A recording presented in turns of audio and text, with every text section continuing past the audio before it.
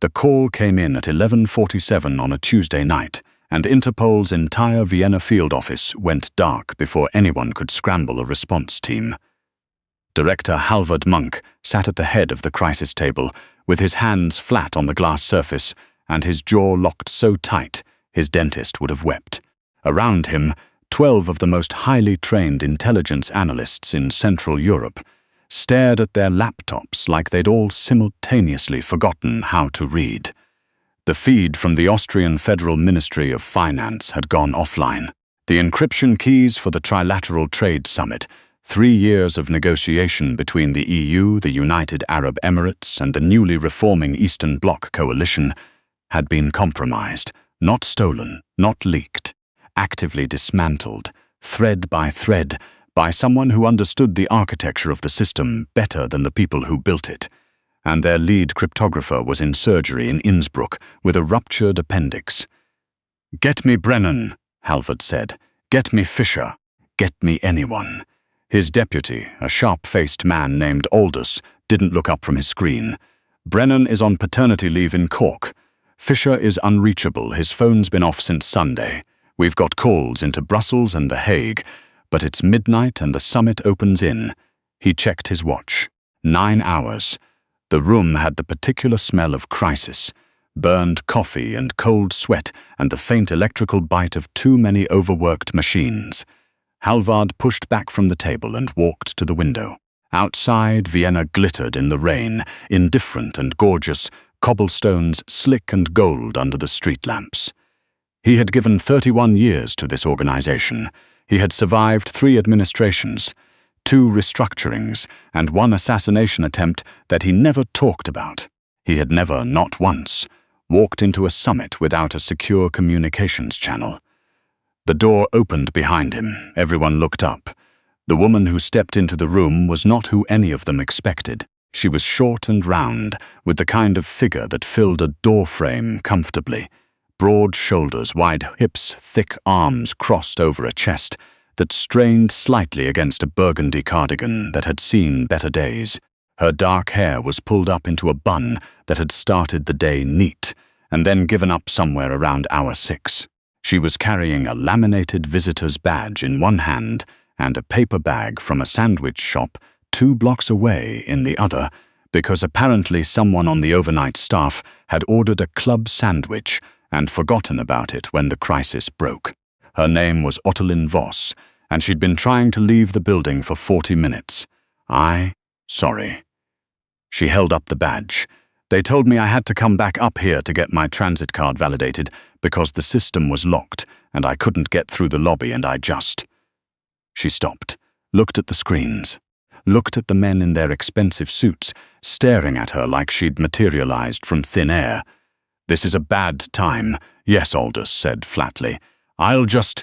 What do you know about elliptic curve cryptography?" It was Halvard who asked. He'd turned from the window and was looking at her with the particular focus of a man who had stopped caring about propriety approximately 45 minutes ago. Tilly, only her mother and her landlord called her Ottoline, blinked. "I'm sorry." "The woman standing in my doorway holding a club sandwich," Halvard said quietly, "is either going to answer my question or she's going to leave. Either way, make a decision quickly." Tilly set the sandwich down on the nearest empty chair. She looked at the screen closest to her. One of the analysts had turned his laptop slightly, either out of carelessness or instinct, and she could see the error cascade running down the left side of the display, a long column of red. Authentication failures, key mismatches, something that looked like a deliberate recursive loop burrowed into the handshake protocol. She recognized it. She had written a paper on a theoretical vulnerability almost exactly like it, 3 years ago for a conference in Zurich that 12 people attended and 9 of them left early. "That's a Mirrorgate exploit," she said. "Someone seeded a false validation cycle into your key exchange. Every time your system tries to authenticate, it's actually feeding the compromise deeper." She paused. "Did anyone try to reinitiate from the primary node in the last 2 hours?" Silence. "Because if you did," she continued carefully, "you may have already locked yourself out of the recovery partition. More silence. Then, from the back of the room, one of the younger analysts raised his hand halfway. "We tried at 11:52. Tilly closed her eyes for exactly 3 seconds. When she opened them, her face was calm. "Okay," she said. "Where's your isolated terminal?" Her name, her full name, was Ottoline Tilly Wren, and she was 29 years old, and she worked as a junior systems auditor for a mid-sized cybersecurity consultancy based in the 4th District, which meant she spent most of her days reviewing other people's security protocols and pointing out the things they'd gotten wrong and writing recommendations that were filed and largely ignored until something catastrophic happened. She was not, by any standard measure, the kind of person who ended up in a room full of Interpol directors at midnight.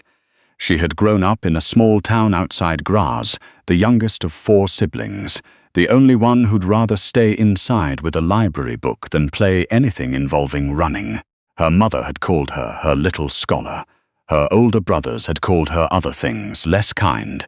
The particular cruelty of teenage boys toward a sister who was too quiet and too soft and too much in her own head. She'd learned early how to make herself small in rooms where people didn't want her, how to take up as little air as possible, how to exist in the background until the background was where she actually needed to be. She'd gotten a full scholarship to study computer science in Vienna. She'd graduated near the top of her class. She'd published 2 papers that went largely unnoticed, taken a job that paid adequately but not impressively, and spent the last 3 years learning everything she could about cryptographic architecture, because it was interesting, and because she couldn't sleep, and because understanding how things broke was the only thing that made her feel, in some obscure way, safe. She had been at the Interpol building that day because her firm had been contracted to audit the building's internal network security, a job that should have taken 4 hours, had taken 7 because of a legacy configuration issue she'd flagged twice via email and been ignored about, and she'd been trying to leave when the crisis locked the building down. She was wearing a sweater that had a small ink stain on the left cuff that she'd been meaning to do something about for 2 weeks. She had not eaten since noon. She had not expected to save an international summit tonight. She hadn't expected to do anything except go home, feed her cat, and fall asleep watching a documentary about Norwegian fjords. Halvard Munk was not a man who trusted easily, and he was not a man who trusted strangers who wandered into crisis rooms holding deli sandwiches. He had operated in intelligence long enough to know that coincidence was rarely innocent, that the most dangerous people in a room were often the ones who didn't look dangerous, and that the correct response to an unknown variable was to assess it quickly and thoroughly before allowing it anywhere near your most sensitive systems. He assessed Tilly Wren in approximately 45 seconds. She didn't seem nervous, not the way someone nervous tries not to seem nervous. She was calm in the way that people are calm when they have already identified the problem and are reorganizing their thinking around the solution. She looked at screens the way people look at things they genuinely understand, quickly, without the performance of comprehension. When she'd said, "Mirror gate exploit," 3 of his analysts had looked at each other with expressions that suggested she'd named something they'd been circling around without being able to catch. He was also aware that his options were, at this precise moment, extremely limited. "Aldous," he said. "Background check. Full sweep, 10 minutes. Aldous was already on his phone. He turned to Tilly. "What do you need?" She was already at the isolated terminal. "Access to your certificate authority logs from the last 72 hours. Your network topology map if you have it current. A whiteboard or something I can write on. And..." She paused without looking up. "Someone needs to call the summit's co-chairs in Brussels and Dubai and let them know we're going to need a 12-hour delay on the authentication rollout. Don't explain why yet. Just delay it. On whose authority?" One of the senior analysts asked with the particular tone of a man who had a lot of thoughts about authority. Tilly looked up then. She had brown eyes and they were very direct, and she looked at him the way you look at something that's technically in your way but too small to actually stop you. "Yours," she said. "I don't work here."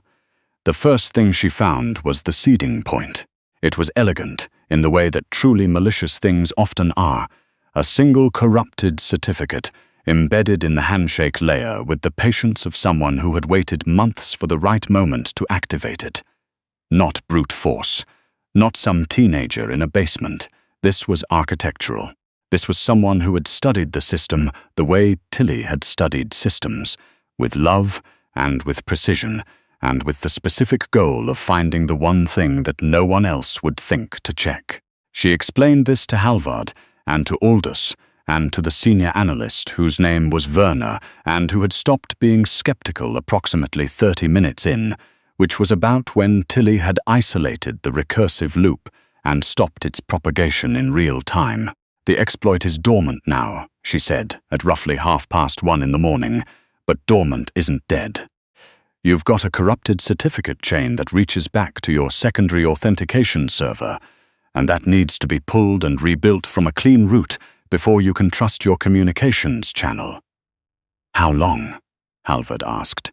5 hours. Maybe 4.5 if Werner can handle the certificate revocation, while I rebuild the handshake protocol from the isolated backup. Werner looked slightly offended that she'd assessed his technical capabilities without asking, and then looked slightly less offended when she turned out to be exactly right about what he was capable of.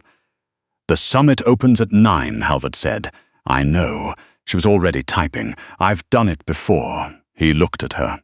"You've rebuilt a compromised cryptographic infrastructure under time pressure in a crisis scenario." She didn't look up. A smaller one, but the architecture was similar. A pause. It was a hospital system in Salzburg. Someone got into their medication dispensing software through a certificate exploit, and the IT director called my firm at 2 in the morning. We had it clean by 5:30. Halvard was quiet for a moment. The Salzburg regional incident, 4 years ago. Now she looked up. "You know about that." It was flagged in an interagency brief. He studied her. The hospital's IT director took the credit. Something flickered across her face, old and practiced, the expression of someone who had long since made her peace with being invisible. He did. He usually did. She turned back to the screen. "Does it matter?" "To me," Halvard said quietly. Enough that only she heard it, yes. At 2:14 in the morning, 2 men arrived from the federal ministry. They were both tall, both impeccable, both radiating the kind of authority that came from being important for long enough that you forgot it was possible to be unimportant. The first introduced himself as Under Secretary Brandt.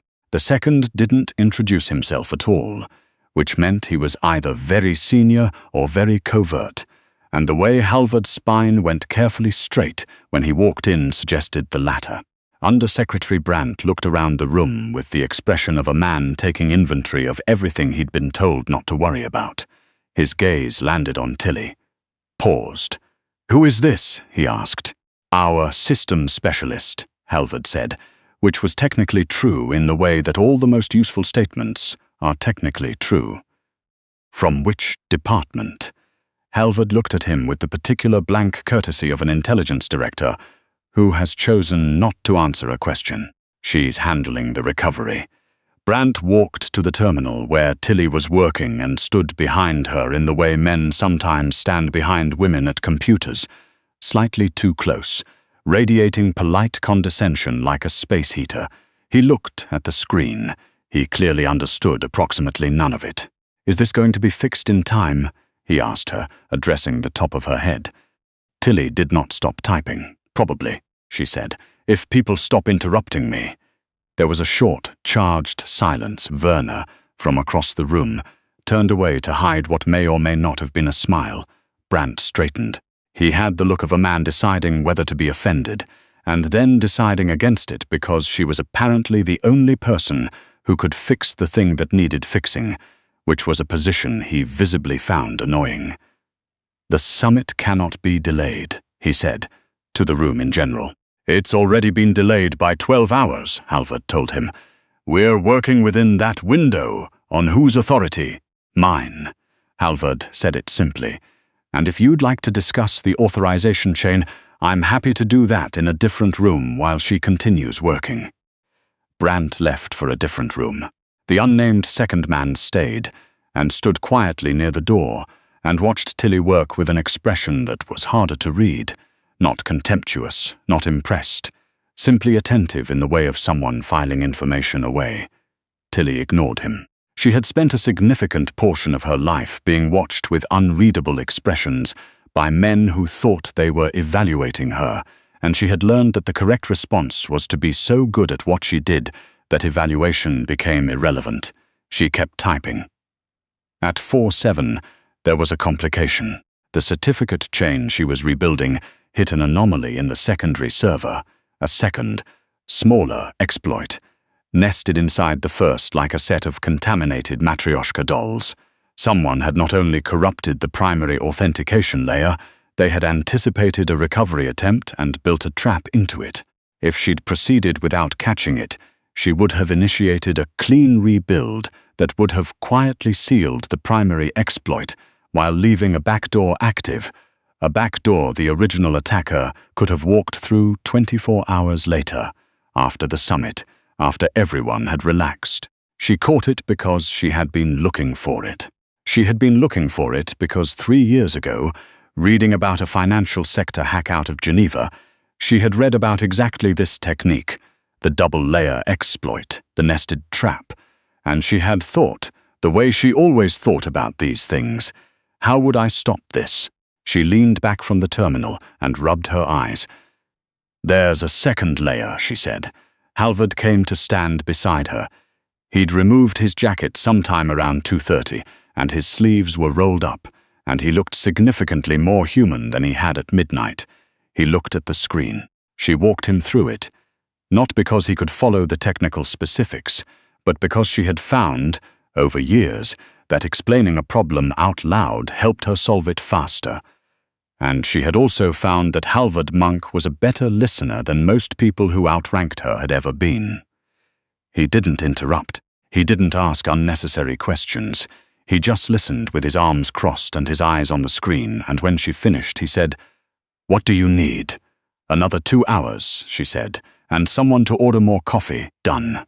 He paused. "And Tilly." She looked up at him. It was the first time he'd used her name, and he said it naturally, as if it hadn't required a decision. "You caught it," he said. "That matters." She turned back to the screen. She was not going to make a production of the fact that those 4 words had landed somewhere soft and unexpected in the middle of her sternum. She was a professional. She typed faster. At 6:49 in the morning, the secondary server came back online. At 7:02, the certificate chain passed its first full validation test. At 7:31, the secure communications channel between Vienna, Brussels, and Dubai opened cleanly, and Halvard Munk stood in the center of his crisis room, looking at a green status board for the first time in 8 hours. The room exhaled. Werner, who had been awake for 22 hours, made a sound that was either relief or prayer. Aldous called Brussels. The unnamed man from the ministry had left sometime around 5 without a word. Tilly was still at the terminal, running final checks, when Halvard crossed the room and stood beside her. "It's clean," she said, without looking up. "Full sweep, no anomalies. The summit can proceed on the revised schedule." She paused. "You're going to want to rebuild the entire secondary server architecture in the next 30 days. I'll write up the full vulnerability report, and you can forward it to whoever you bring in for the rebuild." She pulled a business card from somewhere in the depths of her cardigan pocket. The card was slightly bent at one corner, and set it on the desk beside the terminal. "My firm will send the invoice." "Your firm," Halvard said. "Yes." She finally leaned back, stretching her neck in a way that suggested the last 7 hours had not been kind to her posture. "That's how this works. We get called in, we fix things, we send an invoice, someone files it, the building gets temporarily more secure until the next gap in the budget cycle." She picked up her visitor's badge, which had been sitting on the edge of the desk all night. "I'll need someone to let me through the lobby." The system was locked when I came back up. Halvard picked up her business card. Read it. Set it down. How long have you been at Hennessy Wren Associates? 3 years. Are you a partner? A short pause. No. He looked at her. She had the particular tidiness of someone who had spent the last 7 hours doing intense concentrated work and refused to look undone. The cardigan was still buttoned, the bun still held, only the faint shadows under her eyes betraying the night of it. What do they pay you? He asked. She stopped. That's not really. I have a position, he said. Senior Cryptographic Systems Analyst. It's a civilian role, embedded with this office. The last person in the role retired 8 months ago, and I've been running it vacant because I couldn't find anyone I trusted with the architecture. Tilly was very still. I didn't go to the right schools, she said finally. I don't have the right certifications. I'm not. She stopped again. Started over. I came in here carrying a club sandwich. I'm aware. That's not how people usually get offered jobs with Interpol. No, he agreed. Usually people interview and we spend 6 months doing background checks, and they turn out to be Fisher, who doesn't answer his phone on weekends. He paused. You saved the summit. You caught a double-layer exploit that my best analysts missed. You did it on no sleep, on an empty stomach, without being asked, without any obligation whatsoever. He looked at her steadily. I'm aware of how people usually get offered jobs with Interpol. I'm offering you this one differently. She stared at the business card for a long moment. My cat, she said. He blinked. I have a cat. He'll need to be fed. She picked up the card and turned it over in her fingers. I've been here since 4 in the afternoon. He's been alone for 15 hours. Halvard was quiet for a moment. Then he turned to Aldous, who had just come back into the room, and said, We need someone to arrange immediate access through the lobby for our new Senior Cryptographic Systems Analyst. And then we need to arrange a car to take her home. And someone please find out if she left her sandwich somewhere. Aldous looked at Tilly. Tilly looked at Aldous. She looked slightly stunned in the way of someone who had forgotten, at some point in the last several hours, that she had walked into this room intending to be invisible. It's in the hallway, Werner said from across the room, without looking up. The sandwich, I moved it off the chair. It's fine, Tilly said. I'm not hungry anymore. She looked at Halvard. Okay. He raised an eyebrow. I'll take the job, she said. I'll want to see the full architecture before I commit to the rebuild timeline. And I want it in writing that I get final sign-off on any changes to the authentication layer before they go live. She paused. And I want my name on the vulnerability report. Something shifted in his expression. Not surprise, or not exactly surprise. The specific quality of attention that comes when someone stops being an interesting variable and becomes something else, something harder to name. Done, he said. Done and done. The summit opened at 9:15, delayed only slightly, the Vienna morning clear and cold and bright with autumn. Tilly sat in the back of a car with the window cracked and watched the city go by. The cafes opening, the morning commuters on their bicycles, the ordinary Tuesday rhythm of a place that had no idea how close it had come to a very serious failure last night. She had her bag on her lap and her visitor's badge still looped around her neck, and somewhere in her coat pocket a business card with her name on it that was now slightly more bent than it had been this morning. Her phone buzzed. Her colleague from the firm, finally awake and online, where are you? The audit report was due at 8. She typed back, I'll be in late. Something came up.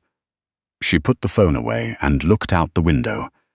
Her landlord always said she undersold herself. Her mother said the same thing, in the way mothers say the things you need to hear when you're too busy making yourself small to hear them. 3 years at a firm that filed her recommendations. 3 years of being the one who noticed what everyone else missed and then watching someone else take the credit. A Salzburg hospital at 2 in the morning. A Zurich conference where 9 people left early. She had spent a very long time being good at her job in rooms where no one was watching. Last night, someone had watched. The car turned down her street. The morning was cold and very bright, and somewhere up on the 3rd floor of her building, Her cat was probably sitting on the windowsill, complaining to no one. She was going to feed him. She was going to shower. She was going to sleep for approximately 4 hours. And then she was going to call Halvard Munk and ask to see the full network topology map, because there had been 3 things about the tertiary server cluster she'd noticed at around 5 a.m. that she hadn't said anything about yet. Not because she was saving them, but because there hadn't been time, and because she had learned a long time ago that some things were better shown than explained. She had a job to do. She was going to be very, very good at it.